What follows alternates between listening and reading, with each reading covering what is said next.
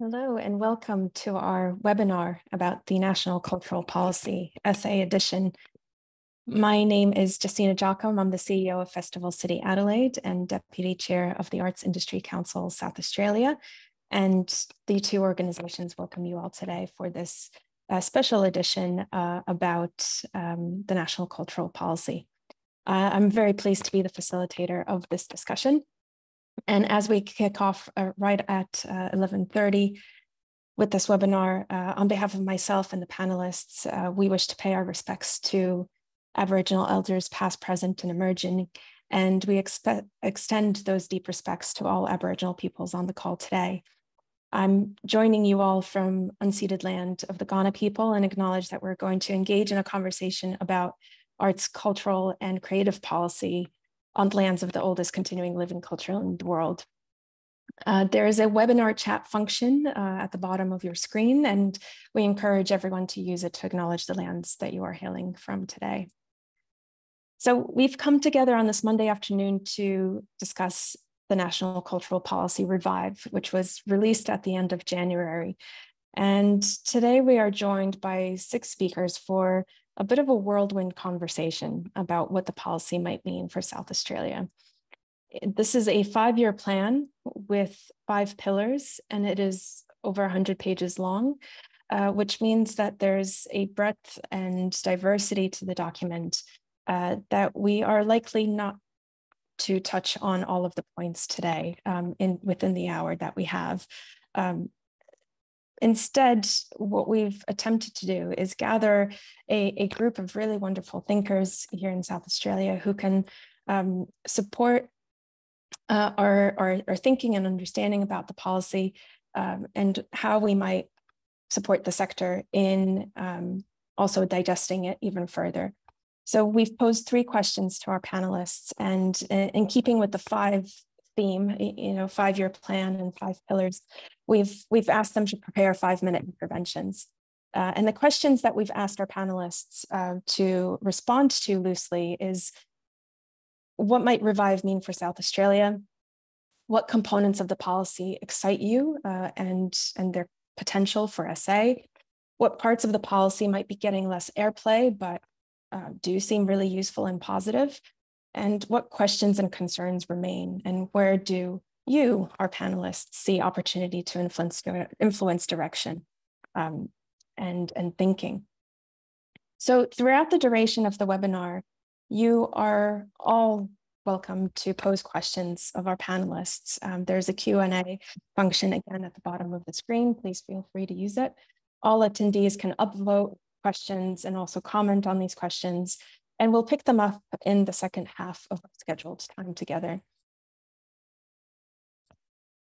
We're hoping to also learn from you what you as the sector needs and wants to see in our process of digesting the policy further.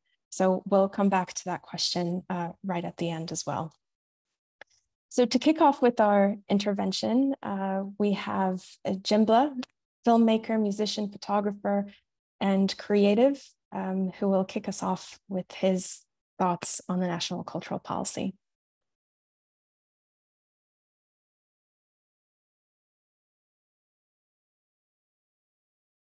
Jimbla, if you could unmute, there please. We go. Yeah. Skills. Here we go. Monday. Can you hear me? Coming through? Yeah. Firstly, just want to start off by saying how grateful I am for all of you, fellow panelists and all of you amazing workers out there and creatives for your investment into this space.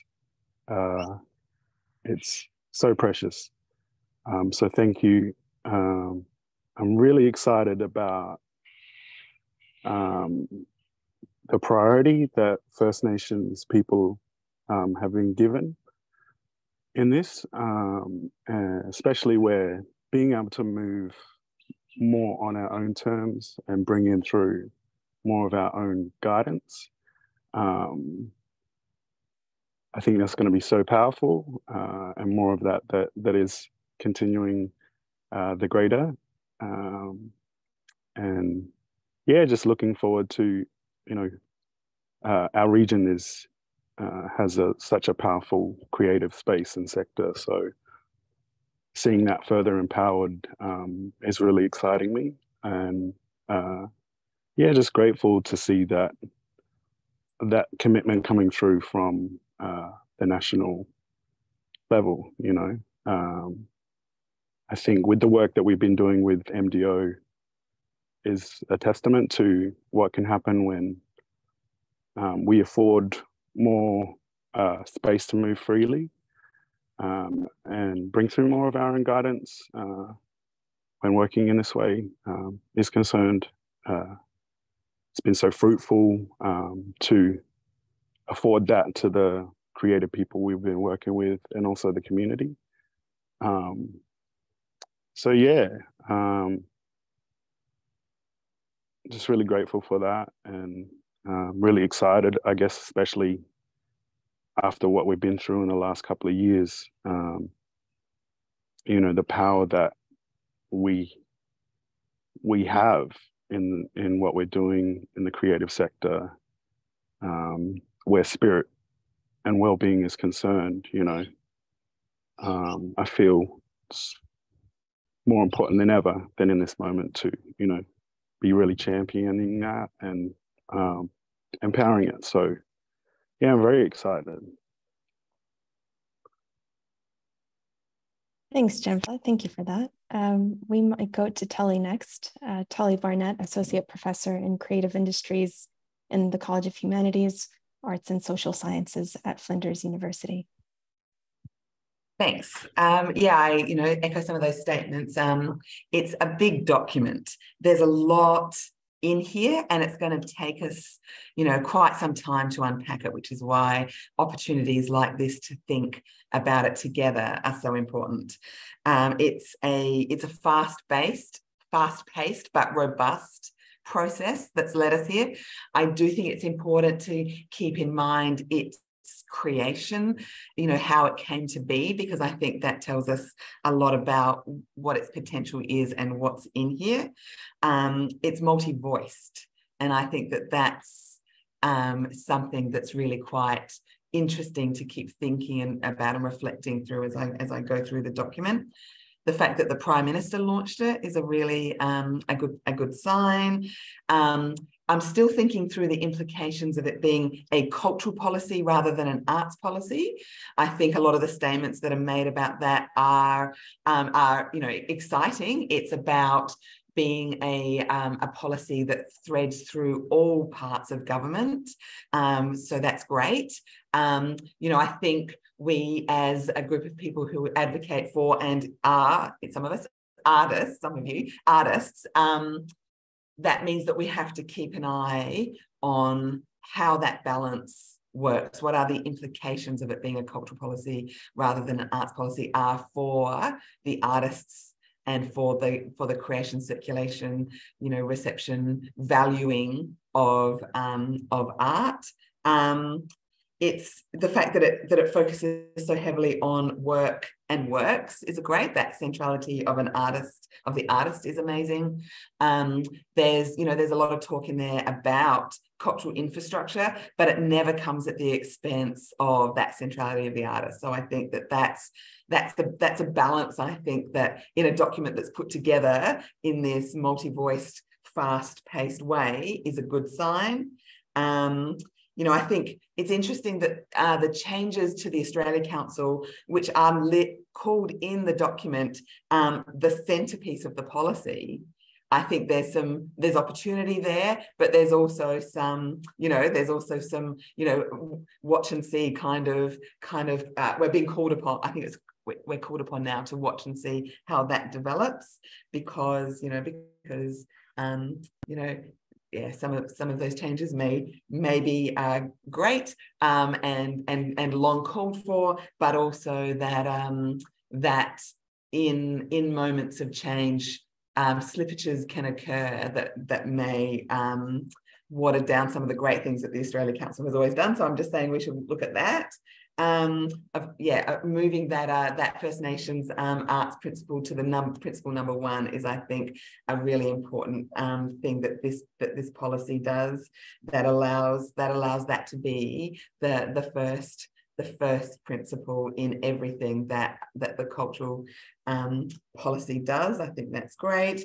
I've been doing some work lately in arts and health, so it's interesting to see that there's a commitment there to re-envisaging arts and health, and and money for that work that's coming from the health sector, so the health budget. So that's a positive.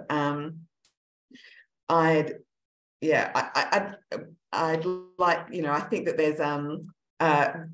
there's some more room here for thinking about how this might articulate with the Treasurer's recent discussion piece about a values-based form of capitalism. I think that we can ask some questions about how that relates to this cultural policy. The word value appears a lot throughout the document, and there's even some mention of the term intrinsic value. So as someone who researches how people understand and work with this idea of the value of arts and culture, for me, that's a good sign. Another thing that I think is missing is particular attention to the role of arts in working towards some climate justice and climate mitigation. So I think that's something that we'll have to keep an eye on there. And I'll stop there and pass on. Thanks so much, Tully. We'll hear from Becc Bates, Director of Creative Industries, Department for Industry, Innovation and Science, next. Thank you. And thanks, JJ. So my response was very formulaic in comparison to the other two. I just want to start by also acknowledging my privilege in working and living on unceded country, and also declare my support for First Nations voice to Parliament.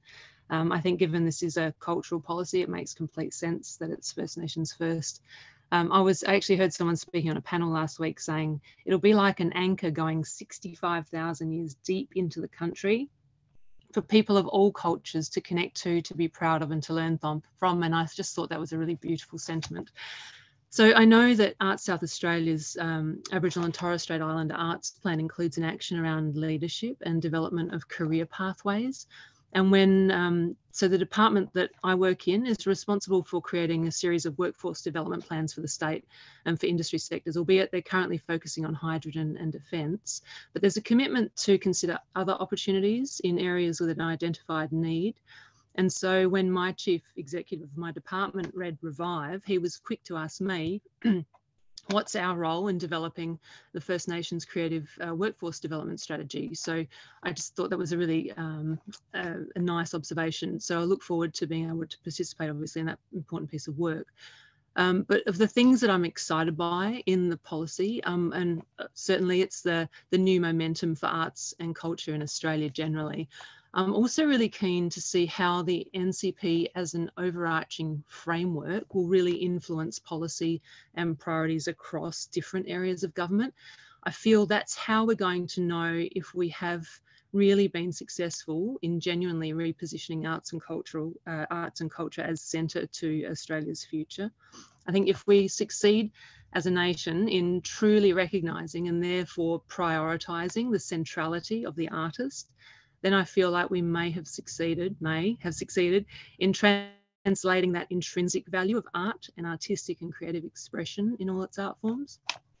Someone recently said to me, and Tully just touched on it, why is it so hard for some people to appreciate and acknowledge that investment into arts and culture provides that multi-dimensional return that we all know, its economic impact and the social and cultural benefits that are so integral to our long-term prosperity, whereas so many investments only return that single direct economic impact. So yes, seeing that word value and intrinsic value also was something that stood out to me. So without artists and art form development and creatives, we don't have that very core that sits at the beginning of any value chain or the foundation of creative supply chains. So For anyone unfamiliar with my role within the state government, I head up a small team, 6 people in the Department for Industry, Innovation and Science. We're responsible for supporting creative industries. So we assist any creative enterprise that comes to us looking for advice on government services or support, or sort of a concierge role. And we also administer funding to our major screen, craft and design organisations, and the Music Development Office and a co-working hub. And the reason I'm telling you this is that sort of that's my frame of reference, if you like, to my response to the national cultural policy. Things that when I read the policy that I'm excited by is that recognition of the importance of cultural infrastructure. And I hope this provides us with opportunities both in physical and industrial infrastructure. So yes, buildings and cultural assets, most definitely, and also in ensuring our key organisations and our creative businesses are supported to ensure that our arts, culture and creative content is engaging global audiences. I'm keen to see how that reference that's in there to the forthcoming National Urban Policy Framework will play out, and how we might be able to leverage that here in South Australia. And I'm very excited by the commitment for the State of Culture report every 3 years, and the commitment to finally updating the ABS. Inaccurate data can have such a deep and long-lasting negative impact. It stymies industry development because it skews education and training systems, our skilled migration policies, and it also misrepresents then how art, culture and creative industries are positioned in any analysis of our society or of our economy. I'm interested in whether there are opportunities to leverage the Commonwealth commitment to supporting greater access to art and music therapy, obviously with a deeper connection that Tully referred to with health and wellbeing sectors and systems, but also how it connects to our biomed industry here. For instance, how do we secure a presence for art therapy in that forthcoming Trinity City Towers that's being built in what they're calling the biomed district, but you know, I personally would like to call it our creative district, being the West End. I'm also obviously really keen to see how states and territories are going to be able to contribute to the development of Creative Australia, and also the independent boards and entities that are going to sit alongside it or within it, and how we might seek out potential for new partnerships and co-investment opportunities, obviously with Creative Australia, but also for, we run the State's Music Development Office. I mean, what are the opportunities for new partnerships and co-investments through Music Australia will be of interest to us. And also for our Film Corporation, with the increased investment through Screen Australia into game development studios. And the big one is the commitment to having more Australian content on streaming platforms. We're going to be watching that one closely, as there's a potential for rapid increase in demand for local Australian content being produced. So we'll certainly want to be sure that South Australian producers are well positioned to be competitive in that opportunity.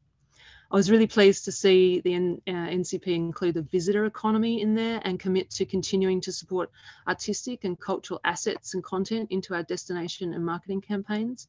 And our youth, embedding the voices of young Australians in our policy and programs more than they have been, and that commitment to education, curriculum and in-school expertise. I mean, we all know how crucial this is. I see a fantastic energy at the moment in the people working in the Department for Education here in South Australia. And I think whoever takes the helm at Carclu upon Tricia's department comes in at a really exciting time. I think there are lots of questions. But I also see many possibilities for all of us in government and in industry to really hook into this framework. For instance, when I'm reading through, again, you know, I'm keen to see how our Adelaide UNESCO City of Music office will engage with the commitment to strengthen international collaborations and exchanges and cultural diplomacy to strengthen our so for instance, our UNESCO Creative Cities Network, and then that opportunities that our UNESCO office might find in the commitment relating to an Indo-Pacific broadcasting strategy. I mean, that sounds amazing. Boosting Australian content and voices into those regions could be huge. There's a lot to fit into 5 minutes. And as you can tell, I'm excited about lots of it, so I'll stop there.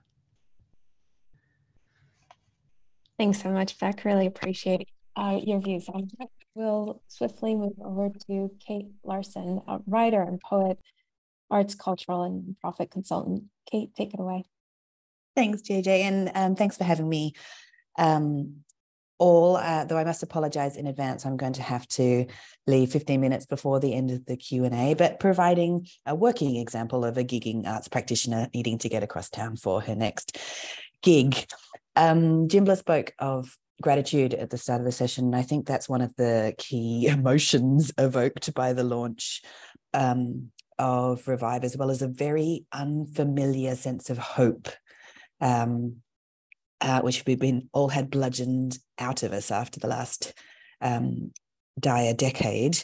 I think it's important to remember that expectations and the bar was set so very low that simply not cutting funding could have been a win for the federal government, and Revive is certainly delivering a lot more than that. In terms of what it means for South Australia, I too am heartened by that increased focus on practitioners, on people's wellbeing and career viability. It's certainly, I feel like the sector has been listened to on this point about how hard it's always been and how much harder it has got in the last few years. And I really hope to see that momentum keep going, carry forward into some really key initiatives that makes being an artist a little bit easier. Like Becc, one of the things that I am most looking forward to, but I think is a little bit of a, as Tully says, a watch and see moment that I'm interested in seeing how it rolls out, is what seems to be a renewed focus on youth, after youth arts has been systematically deprioritized over the last decade or more. It was one of the surprises for me to see that a much clearer indication that youth arts and youth arts education might be back on the agenda. Again, it's going to take a little while to unpack that and see what it actually means, but I'm really excited to, at the start of the pathway, artistic pathway, that whole new reinvesting in that initial generation of artists and arts practitioners and arts audiences is pretty exciting. Questions and concerns, things that I'm less sure about, as Tully mentioned, one of my two key criticisms of the policy is the complete silence on climate action, which is already a glaring omission and something that the arts sector is already having to grapple with. And we're really hoping that the federal government addresses that omission at all levels of supporting how we work as organisations, how we tour, how we make work in sustainable ways, how we redress our impact on the climate crisis, and also how we navigate issues like greenwashing, for which the tolerance for which is increasingly getting lower and lower. I am as yet unconvinced about the additional money going into new infrastructure, the creation of 4 new agencies reporting to but autonomous from the Australia Council is an interesting alternative to rather just funding the Australia Council to do their job properly and fully. And I think there's an absence in the policy at the moment about the variance between that money going to new, potentially duplicative infrastructure versus money going directly to the arts organisations and artists who need it most in the sector. So that's a big question mark for me, and I think it's obviously one that we'll all be keeping an close eye on.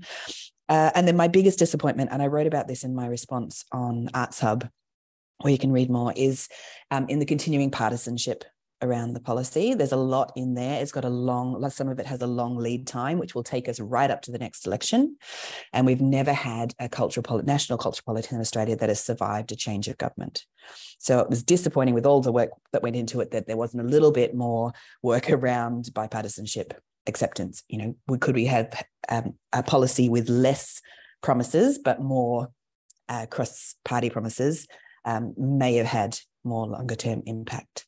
But it'll be interesting to see how that rolls out over the next few years too. Thank you, Kate. I'll just take a minute to encourage everyone, as questions do pop up or comments do pop up, feel free to share them in either the chat or the Q&A function window. And now we'll move to hear from Jen Lather, a Director of Arts Organisations, Programs and Initiatives, Arts South Australia at Department for Premier and Cabinet. Great, thank you. So many wonderful points have been made, and I would like to agree with all of those. I think the biggest thing to me is the fact that we have got a policy and that it was launched by the Prime Minister. And as Kate said, you know, it could have been that we had no savings cuts and we would have been joyful about that. So, but there's a lot, the devil's in the detail. There's a lot that we don't know. And I think you've all kind of alluded to that. So I'm really keen to watch as all of that unfolds. And I think that one of the questions was around the opportunities that we see for influence in the direction of that. So in my position, we will be supporting the Minister as the meetings of cultural ministers are established again. So that is one kind of platform where hopefully there's a voice at the table, and Becc will be involved in that as well going forward. And there's a commitment to ongoing consultation with the jurisdictions, and we don't know what kind of shape or form that will take that through the Australian Council. So I would hope that there is opportunity to have a real voice in those conversations as well. One of the things that really sticks with me is Adrian Collette has said, you know, more than once that this is not business as usual, and the whole shake-up around the Creative Partnerships Australia going into the Australia Council, the references to, you know, investment and commercial activity, I don't know how any of that is going to play out, and it'll be interesting to see. I think there's enormous opportunities, and enormous opportunities in particular to leverage philanthropic. But yeah, I don't really understand what that intention is around the notions around commercial when it's all kind of put in there together. But I also applaud the Australian Council for looking at new models, and if there is opportunity to get greater buy-in, that is fantastic. The cross-government kind of projects, programs, commitments, again, I think there's a greater opportunity to engage with a number of those. I note, you know, in the disability sector, and that's one that has possibly slipped under the radar. That, you know, there was an arts disability policy that's been kind of suspended for a while, so it'll be good to see those things come back on board and be driven under the pillars and the priority of the cultural policy. I'm really interested to see the return of the brands money and whether that will flow through and impact, you know, existing programs such as full funding for small to medium sector, and that, you know, is kind of where a lot of that youth work for and with young people sat, that the South Australian government has continued to heavily commit to through its programs. So I think there's great opportunity for increased partnerships in there. Really interested about the Works at Scale Fund and what that looks like, and how that will continue to, you know, support the creation of new work and bringing that work to audiences. But again, don't know what the detail of that, you know, really looks like, or what that intent means. And there's a number of things in there that follow on from South Australian policy, and I think that gives us a really good footing and a launch place for all of this work, including our delivery of the Aboriginal and Torres Strait Islander Arts Strategy, the work that Becc does through the MDO. It's exactly that kind of model with industry and creatives coming together. And so I think as a state, we're really well placed. The role of the artist as worker, and this government's commitment to implementing a task force to look at strategies around working conditions, which a lot of which will come from the Commonwealth and filter down because they relate to potentially, national legislation. So I think art in schools, not a lot of money in there for that, but again, it's an area that we are already engaged with, and so I'm very interested to see, how that plays out. Excuse me. As well as I think Becc picked up on the cultural tourism potential. So there's a lot there that we are already kind of working in that space. Sorry.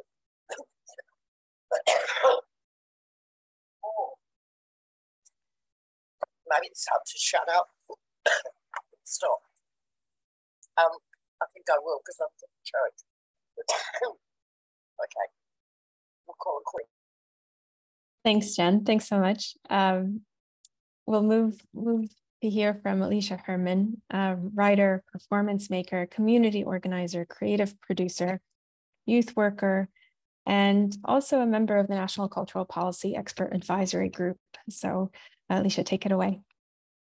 Hello, everyone. Again, I just listened to everyone talking and go, yes, all of those things. And it was interesting being in the policy advisory group. I came into it, I think, with a bit of cynicism, both because of some of the processes around how late some of those groups were pulled together.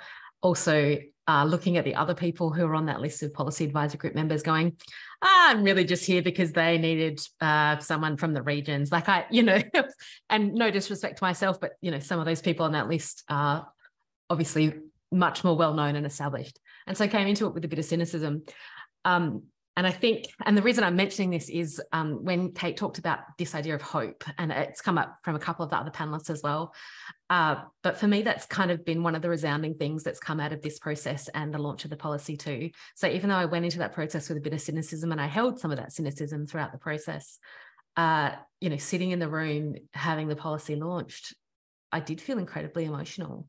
And actually, I think it's important to acknowledge the significance of that. Hope is a powerful thing. The words we use are powerful things. And we know that as artists, with storytellers, right? We know how powerful those things are. That's why we make things. That's why we work with communities. That's why we tell stories, because it has power. It has power beyond the words on a page. So I just wanted to acknowledge that first up. I think actually just the fact that it exists is a really exciting thing. And the fact that it exists is a tool around advocacy, is a tool around further conversations that we can be having in our communities with our, at a local government level, at a state government level, et cetera, et cetera.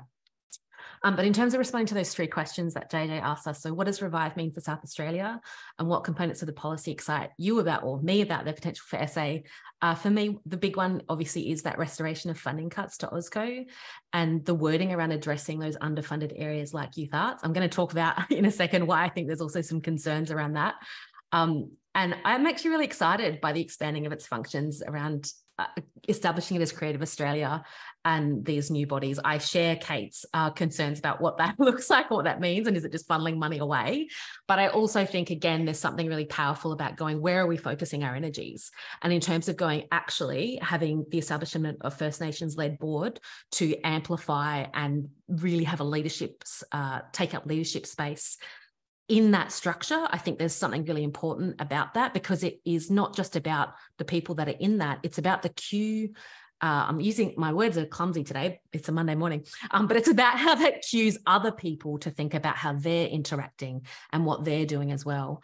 And, in terms of what those bodies are, again, that it's come out of those spaces that are not getting, that have different kinds of needs or are not getting what they need out of those existing structures, like Writers Australia, etc.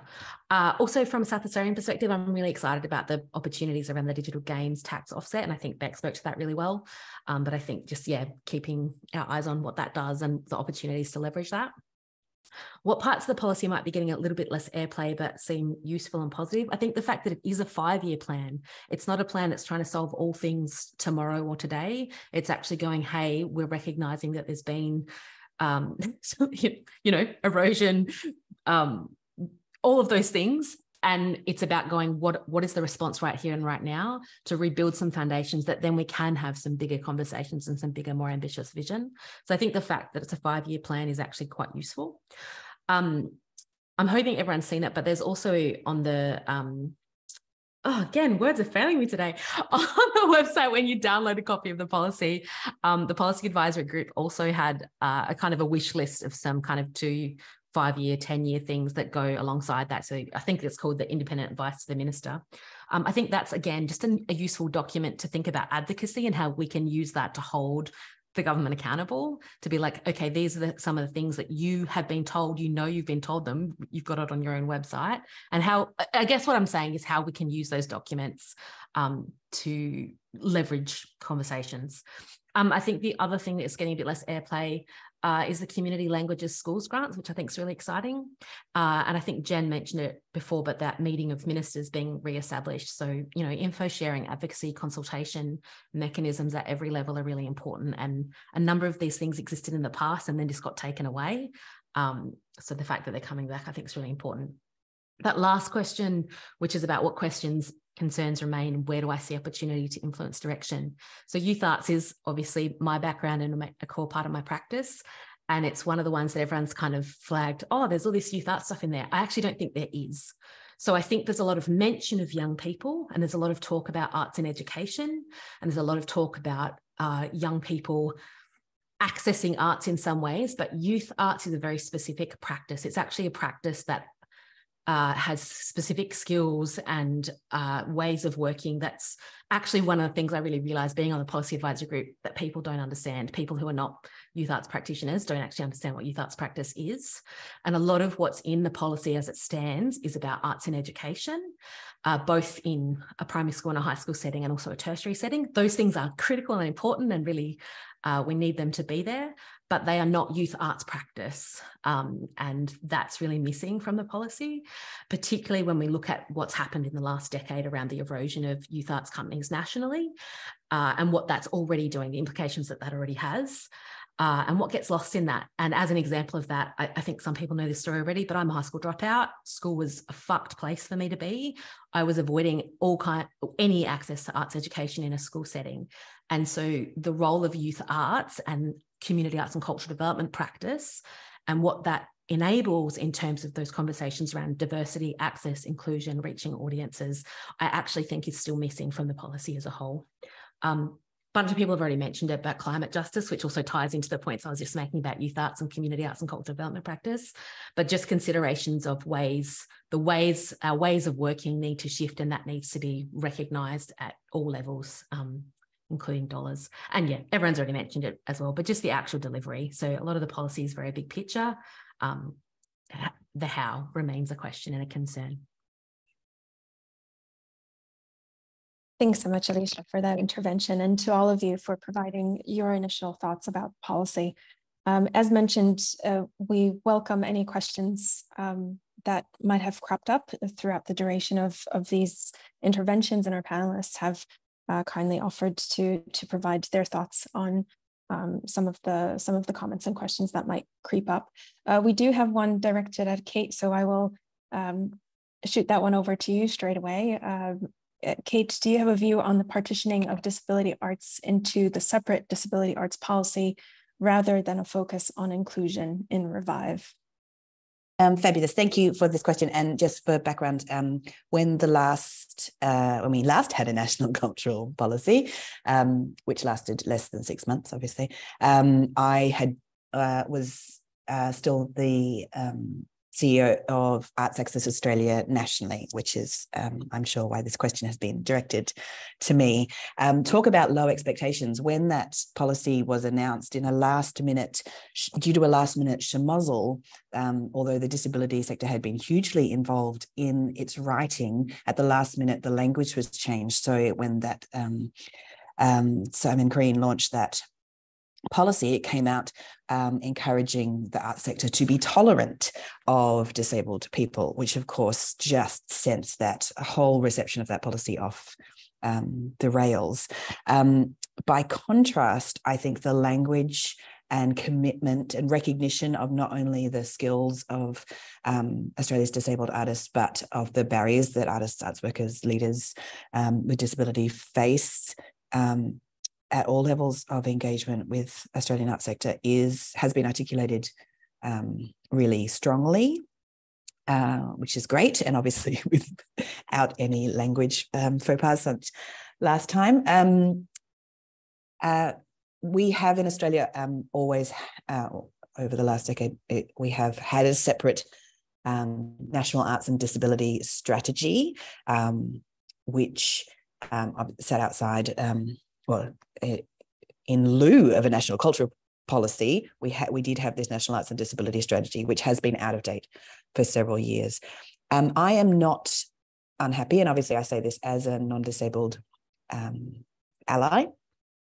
I am not unhappy with this approach of getting both, particularly with stronger commitment in this plan, but also I'm particularly interested that rather than reinventing the NADS, that National Arts and Disability Strategy, the proposed action in this plan is to develop an arts and disability associated plan under the broader disability strategy. So it's sitting as an arts and cultural component within the broader disability strategy. And I think, I hope that's a good step in achieving that whole of government approach. So I like the and rather than the or approach, I guess. Thanks for your response, Kate. Jimbla, Tully, you both mentioned this sense of hope, the sense of gratitude, and yet when we look at the policy, the glaring omission, as was already pointed out, is around arts and their connection to climate action and climate change. This question is directed to both of you. As someone who researches the space, Tully, and Jimbla as a musician working so profoundly in the arts, how can we intervene at this stage? What opportunities do you see to elevate the conversation about the ways in which that arts intersects with climate change and climate action in the near future? Tully, would you like to go first? I don't mind if you would prefer to, but I'm very happy to, sure, yes. Yeah, I mean, I think that this is a difficult question, and I think actually there needs to now be a dedicated reflection on this omission in this policy and a plan for dare I say the words direct action, perhaps a plan for a robust response, something that is considered, that is specific, that is targeted to this question, maybe not rushed, but certainly, I think, every time that there is that either Tony Burke or Adrienne Collette get up to speak, and I saw Adrienne again speak about it on Friday, a question is put on this topic and the answers are not satisfying. And so I think there are a couple of ways to go here. One is, how do we help support the thinking from those leaders to give more satisfying answers, to have this play a larger role in their thinking and care factor and work plan going forward in implementing these actions in the policy. So that's one. And on the other hand is, how can we coordinate together? And every arts-based peak body is thinking about these questions, and then there are dedicated arts bodies that are dedicated to, or groups of people that are dedicated to the thinking through the arts and as a way to climate action. And so I think it's probably at the point where that needs to be wrapped up and supported and louder, and not not distracted by the other shiny things that are in this cultural policy. So, which is not to be too cynical. I'm trained to be a cynical reader as an academic. So I agree that there is just so much, there's so much great here, but I worry about the magnitude of those things that are not there, such as the climate action. Yeah, I would just echo that, and you know, I would I have faith that we can be creative in terms of how we continue to advocate for this and bring it into the fold of our movements, and bring greater awareness. I think just, you know, for myself, it's been so overwhelming. I've been deep in the community over the last 3 years, and it's been so tough. And volatile and just overwhelming. So there's just a lot that we're trying to navigate at the moment. But just constant keeping it up in the yarns and shining a light on it. And, you know, I would say linking in with our First Peoples as well around what the, you know, the guidance there that's so precious, and, you know, talk about culture. That's an imperative part, you know. Yeah, I would say let's get creative, and, you know, do what we do best. Thanks so much to you both. Jen and Becc, there's so much that remains unknown and that we still have to wait for the detail on. That provides a bit of a gap, right, between the questions and the answers, and that gap affords us the opportunity to potentially influence some discussion and thinking around these things. I know your office has looked into the NCP submissions from South Australian bodies, and was curious to ask both of you, what themes did you see come out really prevalently in those submissions? Where did you see the priority for South Australian organizations and artists and creatives really take the fore? And how might we be able to leverage those submissions still further to ensure that we're influencing the direction of some of these unanswered questions?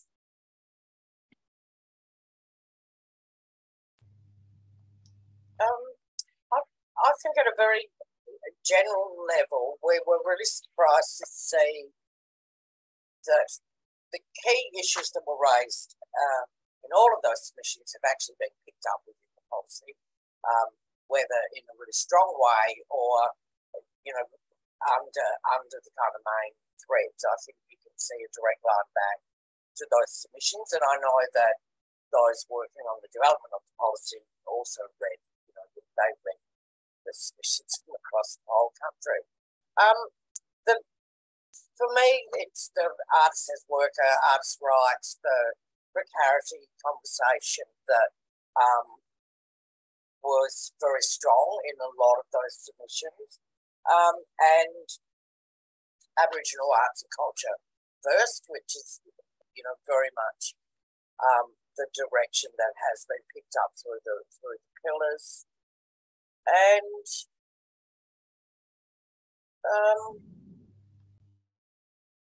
but a lot of it is about, I think, restoring the funding, and especially to that small to medium sector. Like, that became really disruptive for the sector, and therefore then impacted on employment opportunities for artists, going, you know, both ways, from the small to medium, from independents into the small to mediums, into the majors. So I think I would hope that there is the opportunity to influence change with what that restoration of the branch money actually means as it plays out with the programs that are administered by the Australian Council. And the collaboration seems to be a voice that's coming through there as well. And part of that, I think, relates to collaboration around funding partnerships and opportunities. And again, there will be the opportunity to influence and shape what that looks looks like, especially with partnerships that we have with the Australian Council. Well, did I answer your question? Thanks, Jen. Becc, did you want to add a few words on that? Yeah, sure. And boy, I wish I had known you were going to ask me this question, because I have a document somewhere where I started putting all the notes together about that.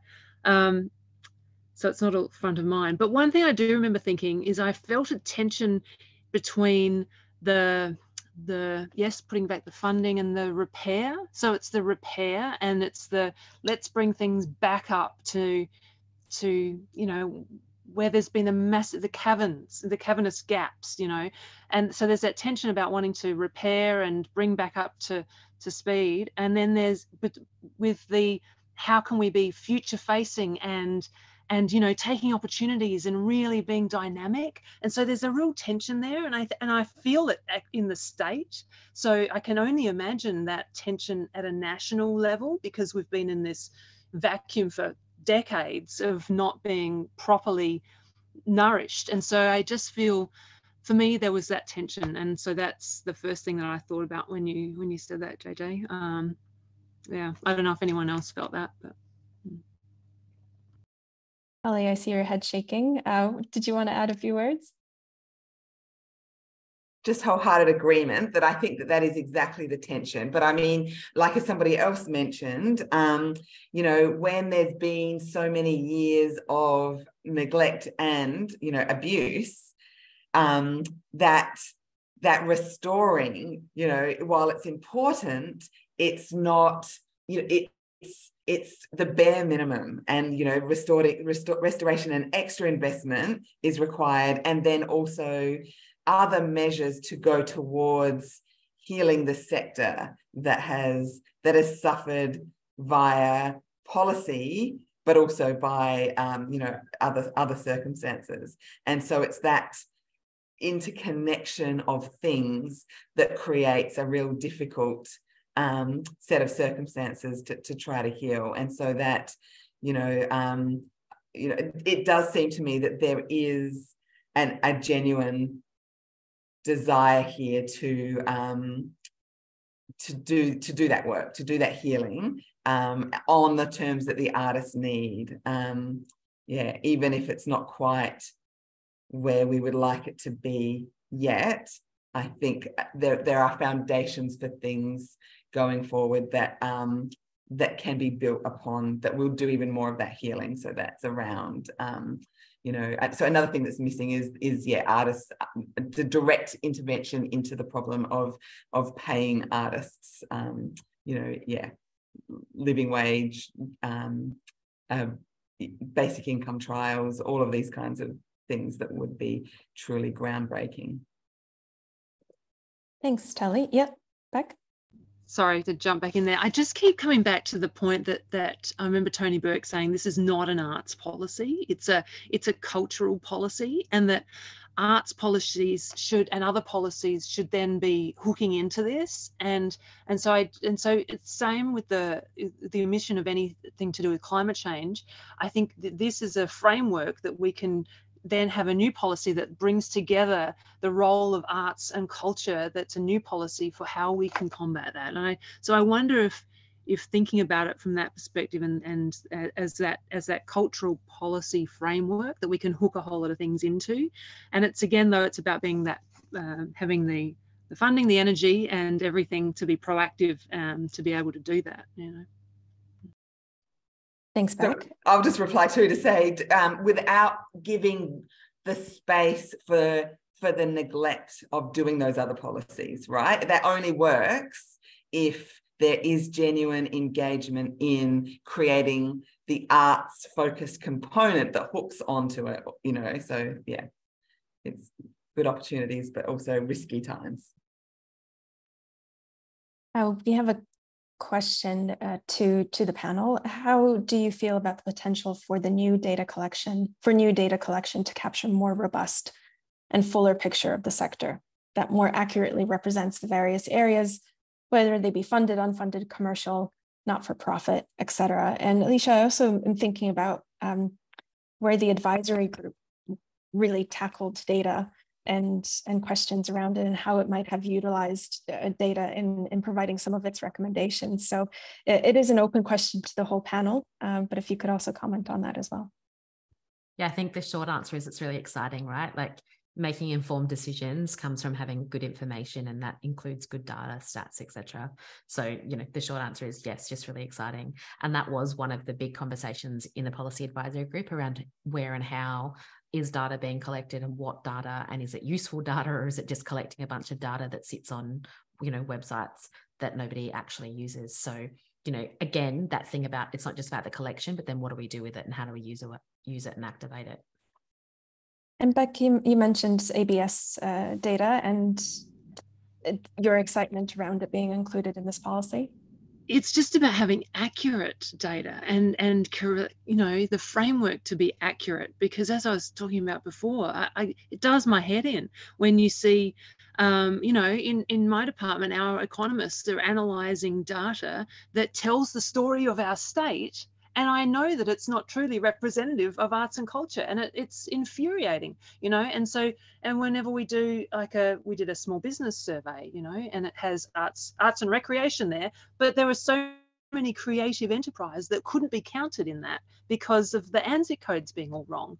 And so, you have somebody coming in to work as a colour grader, and there isn't that job somewhere you can tick a box next to. So they go, well, I'm a graphic designer or something. So then all of a sudden, all of the what are those TCP taps or whatever the education gets skewed around what those skills are needed because industry's calling for that, and it's not right. And so I think the accuracy of data, as you can tell, I'm passionate about this, is imperative. It does my head in.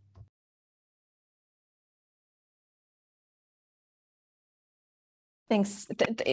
That's really exciting. There is also a point to be made, though, that how we value and how we define that value is going to influence the type of data that we collect.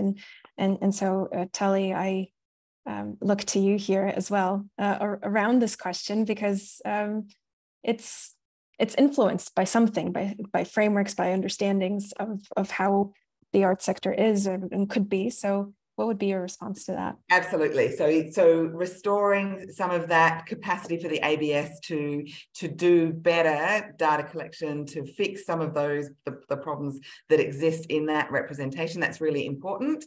But we also need to know all the time that there are parts of the value of the arts that just cannot appear in data. And so space needs to be demanded in any evaluation exercise, whether it's internal in the arts organisation, and the artist, whether it's government sector, whether it's international data sharing exercises. Space needs to be demanded for the fact that the whole story of value of arts and culture does not appear in any data exercise, while we still try to figure out how to solve that problem, how to make incommensurable things appear on a spreadsheet, for want of a better word, inside a framework, inside an indicators project.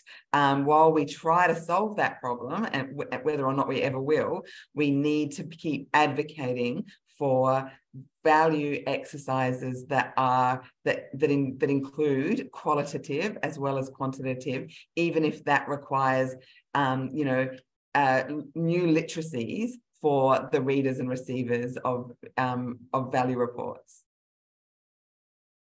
Thanks, Tully. Thanks everyone for posing questions. If anyone has any last minute burning question that they would like to ask, we would absolutely take it.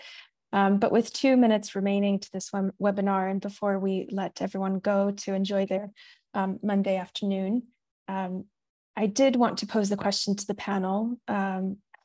With so many unanswered questions and with so many still policy areas that intersect with the arts that we need to tackle, how do you propose that the arts sector in South Australia comes together to advance some of its collective thinking and collaboration around influencing the direction of some of these things? And Jimbla and Alysha, maybe I'll call on you guys first. I think I've heard cynicism dropped a couple of times, and I've just found in my practice, like, I think what we're looking for is critique. You know, I feel like cynicism is so much more about a hopelessness, whereas critique, I feel, is grounded in hope. And I think we need, you know, critique is always valid. Cynicism can feel not so much. So I would say, for my own practice, I'm moving more into a faith in myself, and trying to, the more I learn about that, the more I push that forward to all the beautiful fam I'm working with. I would say kinship, greater connectivity, and coming together more, and seeing what we're up to, and holding and space for that. And yeah, just moving from a greater place of hope, you know, and promise as to what we can do with this.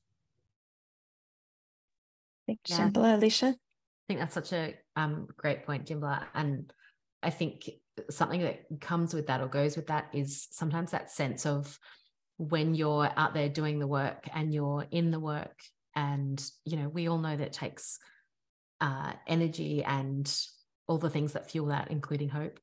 And so sometimes that feeling of going like, what are the actions? And so I feel so tongue-tied today in terms of what I'm trying to say. What I'm trying to say is, when we're thinking about how we organise and how we influence and what we do with that, I think part of it is those of us who are in salaried roles, those of us who have access to data and to networks, thinking about what we do to package some of that up to help people that don't have that have clarity around the actions they can take. Because when you're just starting out or you're emerging, it can feel really powerless. And so kind of going, people want to contribute, people want to stand up for us, but they just often don't know how.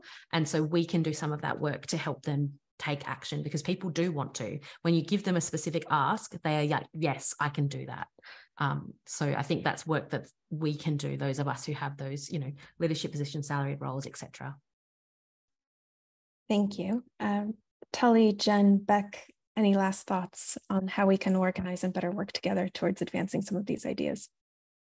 I've been asked for a 2-pager, so that might be something that we collaborate together to develop maybe something that helps people navigate the sometimes conflicting components, or this bit's mentioned here, but this bit's mentioned here. How do they work together? So that's one thing. Yeah. Thank you so much to you all. Becc and Jen, any final thoughts? I would, I mean, I think we're going to do this, Jen, anyway, but, you know, I'm keen to float the policy past, you know, lots of leaders across government and ask how their departments are going to be responding to this, and what it means for their departments in, you know, again, as a framework. That's a really exciting thing to hear, that cross policy, cross department collaboration seems to be a priority. Absolutely. Jen? Yeah, look, we haven't really discussed this in any detail with the Minister. We've only just kind of briefed her last week. So I think that's where, you know, we will start and find out what the policy is to, you know, take that further within the South Australian government, and then with the collaboration through the culture ministers with the Commonwealth and the work with the Australia Council. And, you know, I would hope there are feedback loops that we can get online for more of these kind of forums where we can be engaging with artists and creatives out there, so that that those voices are reflected in future dialogue as well. Thanks so much, Jen, and thanks to all our panelists and attendees of this webinar today. I do want to encourage everyone, if you do have any questions that you might have not wanted to ask in this public forum, or any additional comments, please feel free to email the Arts Industry Council, and we can certainly pass along more of this feedback to the panel, but also to other representatives within government, and advocate on behalf of the arts sector in a more informed way with your input. So please be on the lookout for those comms and encouragement to provide further feedback. And thank you all for participating in this webinar today. Hope you have a very enjoyable Monday and a great week ahead. Thanks, everyone.